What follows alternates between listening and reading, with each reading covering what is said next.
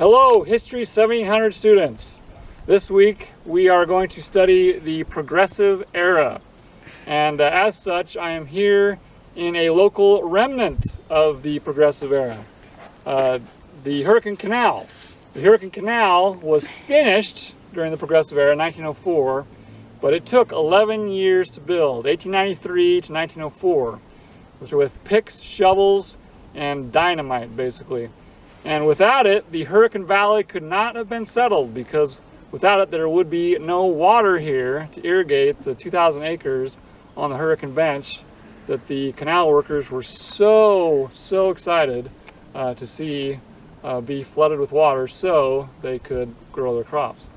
But interesting story about the Hurricane Canal is they were basically paying for it with their work. And when some capital ran out, they had to go up to Salt Lake and ask the church to buy $5,000 worth of stock in the company to keep it going. And that's one of the reasons it took 11 years to build. But so finished in 1904, and then Hurricane was settled in 1906. Just a couple aspects about the canal before I move into today's stuff. Right next to me, we've got a head gate. Okay, it was a safety measure, and the head gates were open to allow water out of the canal during flood stages, high rains. Also, obviously, the floodgates put it into ditches where it could irrigate the crops. But another thing about the canal, which is very interesting, and I have my own family is personally involved in this, is that there were ditch riders from day one who had to ride the 7 miles of the canal, especially those 7 miles in the canyon itself, just to make sure that the canal was flowing properly, check for leaks, check for other problems. And where those guys that rode their horses were very narrow, and there were a few horse deaths because the horses spooked and fallen over the edge. Thankfully, the riders jumped off. There was one canal rider death, and that was because his horse got spooked and he got punctured by something that he was trying to clear from the canal. But my father was a canal rider, so the canal is very near and dear to my heart, being as I am originally from Hurricane, and this spot where we are is not very far from my own home. So a little bit of local history to connect to the Progressive Era before we get started. But just a couple things that I wanted to talk about with the Progressive Era that I want you to keep in mind as you read your stuff this week is muckrakers. First of all, muckrakers were the first investigative journalists. Okay, and what they were trying to do was to show the ills of society. One of the things that they were really working on to try to show were working conditions. Horrible working conditions, child labor.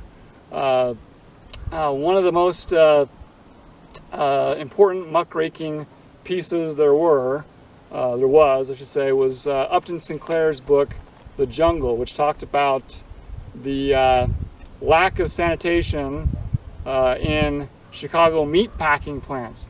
And if you read excerpts from The Jungle, it will make you sick. Okay, for instance, there were rats that were getting mixed in with the meat. There were butchers who were losing parts of their fingers that got mixed into the meat, just to give you an indication. And Upton Sinclair's The Jungle had a lot to do with making legislation against the sort of things that it was talking about. For instance, it directly led to the Pure Food and Drug Act and the Meat Inspection Act, so that things were done a lot smoother and with a lot better sanitation. Just to give you an idea, with muckrakers were exposing greed in companies. Child labor was a big one with photos, and so as a result of that, child labor was outlawed. Stuff like 8-hour day gets put into place. Workers' compensation, those kind of things. So the Progressive Era was all about changing things after years and years of corruption and greed, and that's why it's called the Progressive Era. It's just after the Gilded Age. A Gilded Age is a term coined by, pun intended, Mark Twain, and it refers to the gilded nature of coinage. Outside was precious metals like silver, okay, but inside was something else that was less precious, and so the gilded surface was on the outside, and then the inside was something that wasn't as precious, and that's what I was getting to. It's this era after the Gilded Age that's trying to change things, trying to rid of corruption and greed. A couple other things I want to talk about during the Progressive Era. Increase in democracy. Okay, we got direct primaries. Okay, we got initiatives and referendums. Initiatives are stuff that gets on the ballot that voters can vote on whether they want to be enacted into law. Recalls. Recalls of corrupt politicians that they think are inept. Arnold Schwarzenegger, he got elected governor of California on a recall, for instance. Popular election of senators was another one, because before that, senators were just appointed by top state leaders. So that was a big one. Big on efficiency during the Progressive Era. Reducing waste and inefficiency. You think of Ford's assembly lines, those kind of things. That was Progressive Era to a T.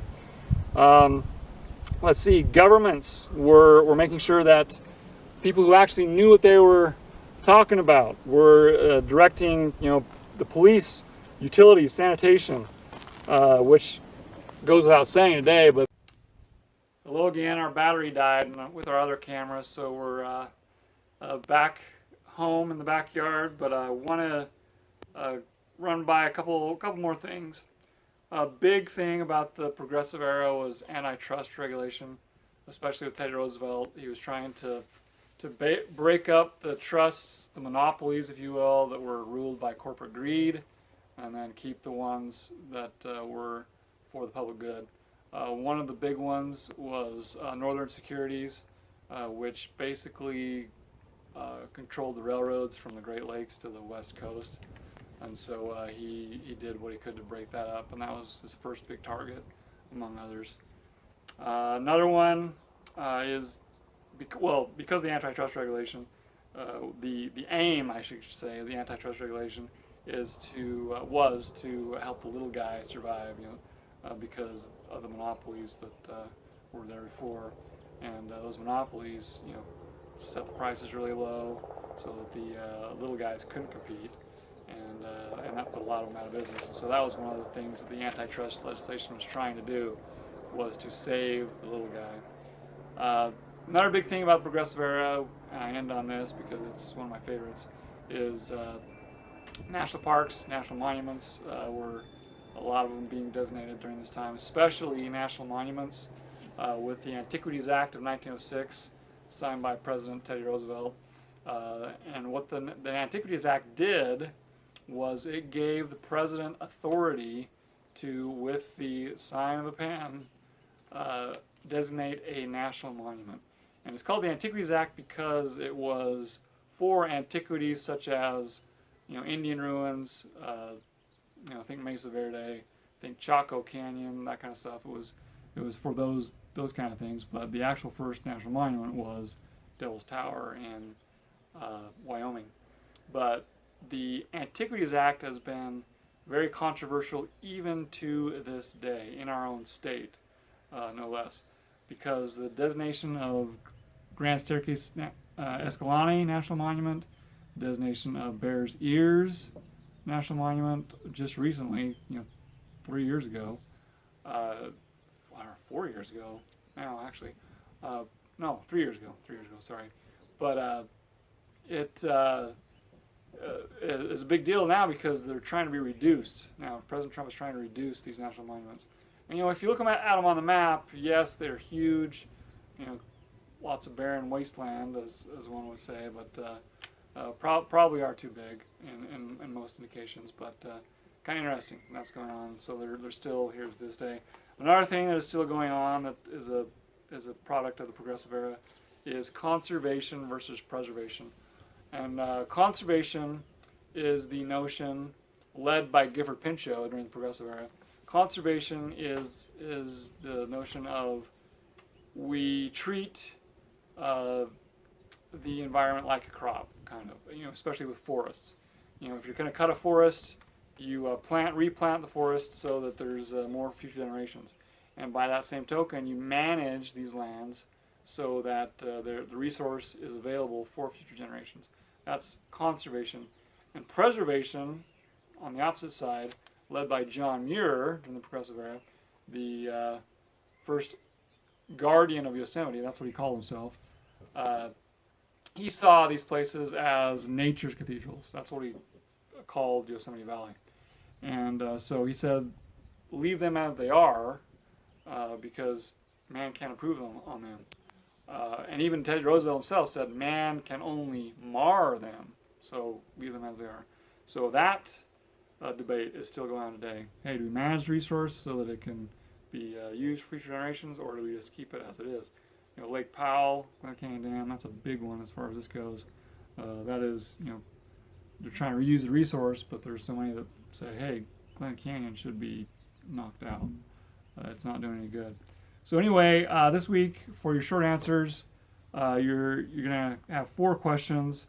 What's progressive? What's actually progressive about the Progressive Era? Some modern carryovers from the Progressive Era, and I just mentioned a couple. And read some Progressive Era opposing viewpoints. There's one of them that's particularly interesting, I think, is talking about women's voting rights, and one of them is written by a woman saying that women should get the voting rights. Another one is written by a woman saying women shouldn't get voting rights, and that's an interesting one. And then also on the opposing viewpoints, there's an environmental one talking about Hetch Hetchy Dam in Yosemite, and that's a big deal. That was kind of the impetus of the modern environmental movement. And then the other question on the short answer is 1920s advertising. That's a big deal. They invented problems that people had, and their product could rectify that problem, that kind of stuff. But what that one is writing an advertisement for a modern day product in the style of a 1920s ad. And then also, since we're not in class, you got your discussion board. So we'll have a few questions for your discussion board. Remember, answer one of those questions on the discussion board, 4 or 5 sentence response, and then respond, I should say, to 2 other people's discussion board. Also, make sure you do the quiz 3. I've just looked at it today, and maybe half of you have actually done it so far, so make sure you do quiz 3. That's due tonight. And that's about it for this week. If you have any questions or concerns or things that aren't working for you properly, please email me, and I will get right back to you within 24 hours. Thank you.